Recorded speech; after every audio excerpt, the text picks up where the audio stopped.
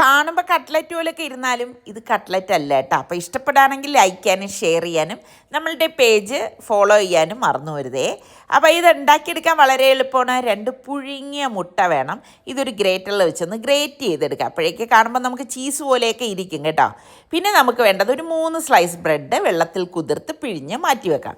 സവാള, കറിവേപ്പില, ഇഞ്ചി, പച്ചമുളക്, ചില്ലി ഫ്ലേക്സ്, ഓരോ ടേബിൾ സ്പൂൺ വീതം അരിപ്പൊടിയും കോൺഫ്ലവറും, പിന്നെ ഈ ബ്രെഡും നമ്മൾ ഗ്രേറ്റ് ചെയ്ത മുട്ടയും ഒരു 1/4 കപ്പ് ചീസും പാകത്തിനുള്ള ഉപ്പും ചേർത്തൊന്ന് കുഴച്ചിട്ട് ഇതുപോലെ കൈകൊണ്ടൊന്ന് ഉരുട്ടിയ ശേഷം നമുക്ക് നേരെ അങ്ങ് ബ്രെഡ് ക്രംസിലേക്ക് വെച്ചിട്ട് ഇതുപോലെ ഒന്ന് എടുത്താൽ മതിയേ. ഞാൻ ബ്രെഡ് പൊടിച്ചിട്ടാണ് എടുത്തത്. ഒന്നിൽ മുക്ക ഒന്നും വേണ്ട കേട്ടോ.